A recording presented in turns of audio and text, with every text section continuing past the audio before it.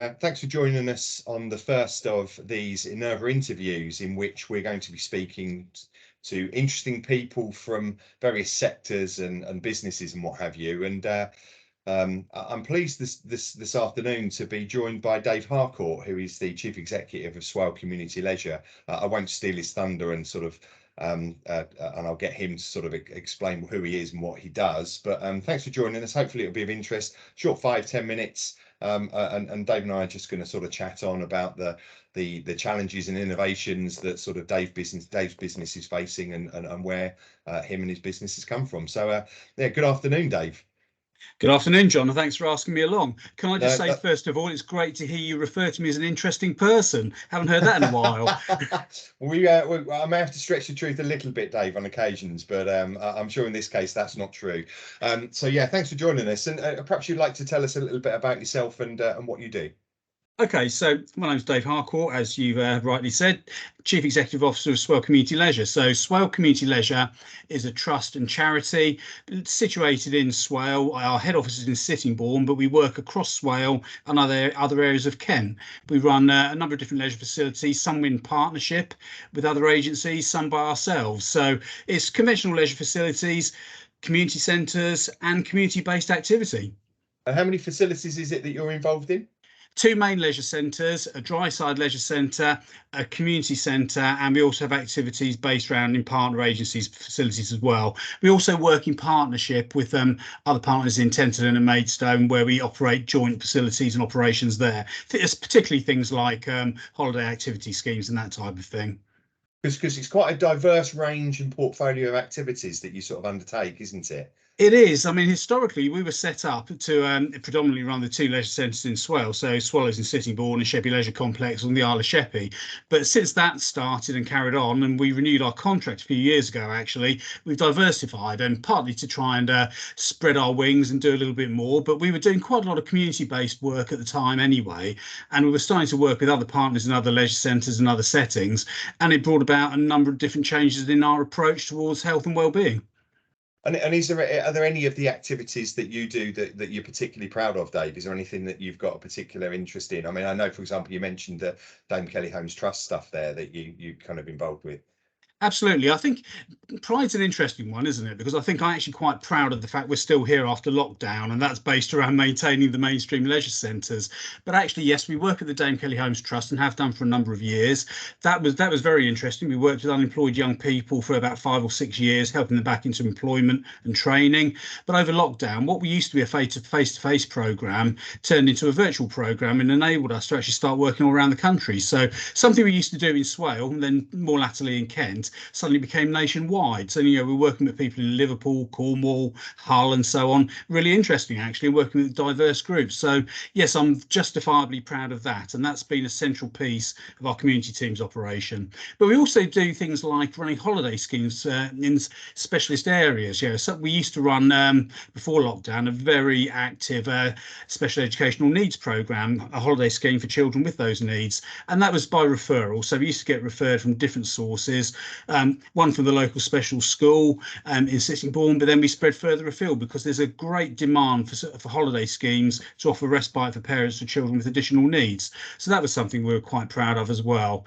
And it's these more diverse and specialist areas which I think we've been quite successful at. The mainstream work, yes, of course, keeping the leisure centres going, keeping the pools open, keeping the gyms moving, all of those things are important. But actually, the more diverse areas, the more diverse populations we work with, are things which I think personally I'm very proud that we've managed to make an impact on in a positive manner. I mean, that's amazing, and it's really great to hear the sort of the beneficial things that your organisation does for the community. Moving more over to the dark side, and you've perhaps seen the announcements this morning around the government not supporting extended energy bill support for the leisure sector and leisure centres, swimming pools, etc. Clearly that's going to be a challenge. But aside from that, do you foresee any other challenges facing the leisure sector over the next 12 months, or is it primarily things like utilities and the financial sort of concerns that you'll all have? It's quite interesting, really, isn't it? If we go back over a few years, I mean, we were facing lots of our main contracts going back in 2018, 2019. We managed to renew it on the basis of refurbishing the facilities to try and reduce costs to the local authority. And that, almost now, looking back on it, that was a precursor for everything that happened since that time. We also had some storm damage, which put us out of operation for a while. And then it was followed up by 2 years of on and off lockdown. So we've been through what, well, I like to think we've been through what we thought was the worst of it. But of course, then we have the rise in the cost of living, the increase in utility bills. But I think one of the biggest factors for me, though, is if people want to get fit and healthy, they will always find a way to do it. But what I think we need to do is maybe be able to diversify even more and offer something which is attracting a far wider audience than we used to before. I mean, you still get the same people who want to come in and use a gym, go swimming and so on.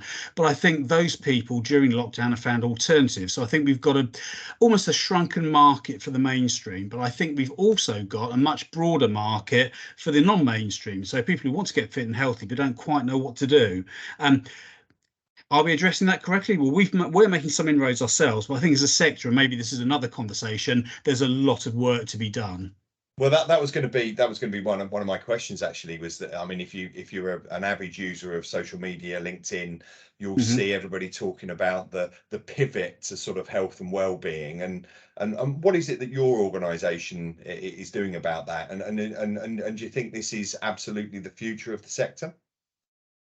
Well, we've always been working with a wide range of partners. I mean, for instance, Age UK, for example, we operate walking football. We're looking at slow-paced cricket. That's probably the wrong term, guys, so sorry about that. But it's a slowed-down version of cricket. No cricket could get any slower, but anyway, carry on. I'll probably upset a lot of people with me saying that. You probably will upset a lot of people there.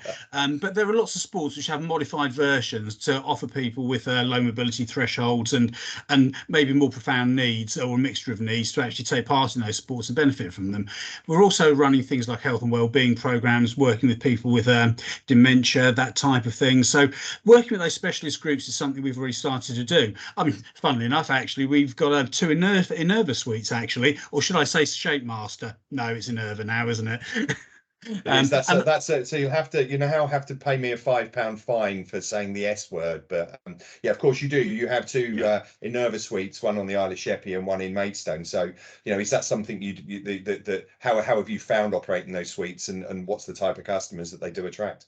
Yeah, well, and again, talking about being justifiably proud of it, I think I'm really proud of the teams that run those suites, because we're working with really some quite vulnerable people. So it predominantly is elderly people, people with low mobility thresholds, people recovering from illness, or long-term debilitation. And actually, when you're working with those groups, you need to have staff with the right attitude. And I think we've been very lucky in having the right characters that can actually engage with those people and make them feel comfortable, and not just think about, is it the right thing to go and exercise in a gym, but actually concentrate on things like the benefits of socializing, mixing with friends, making friends, and maybe even organizing trips out, so it goes outside of the centers. So whilst the equipment itself is very good in helping improve mobility, helping improve health and fitness, there are lots of add-ons to it, and I don't think those add-ons really work unless you've got the right staff. And so that's been quite successful for us. There's scope to grow, and don't get me wrong, I'm sure there are some things we could do better within that field, but I think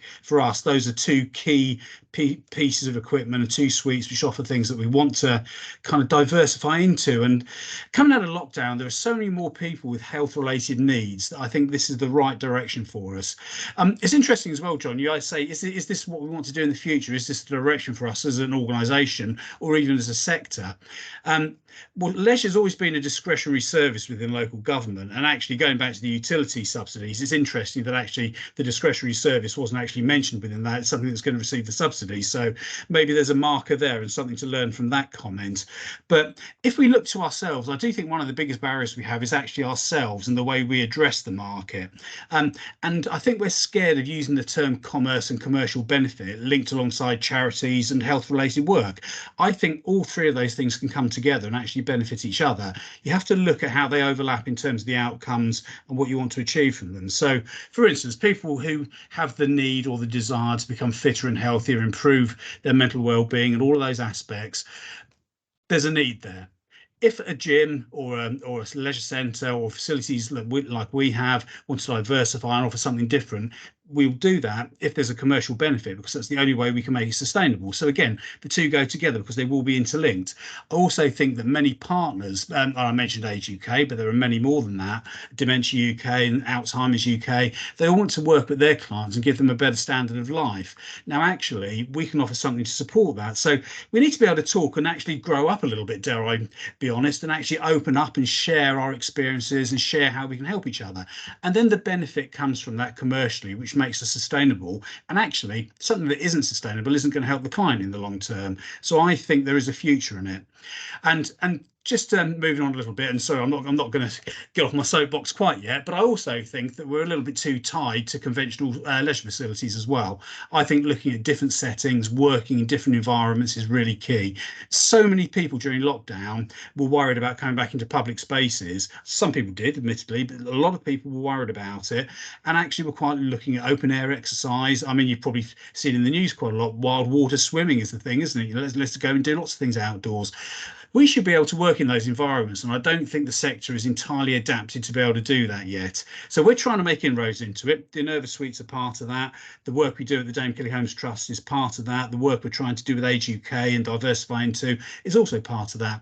But we're looking at running smaller leisure operations, for want of a better term, health and fitness operations within different settings. So things like community centres, community halls, schools even, trying to work with them and offer a much more diverse offer and service provision to customers is where I think we need to go. And I think maybe that's the future. Those settings are there already or could be expanded upon to continue in their current format, whereas old, large leisure centres with expensive swimming pools, there's a place for them, but it seems to me that nobody wants to support them. So what do we do? Do we ignore the well-being of people, or do we move into other areas? I think we need to diversify, take that brave step and do something differently. Dave, it's amazing to hear your passion on the subject. I knew that you'd be a really interesting guest. Thank you very much for spending time talking to me and telling the story about SCL and about what you guys do. And we'll bid you farewell, and thank you very much for your time. So that's brilliant, and great to hear about what you and your organisation do. Thank you, John. I appreciate it.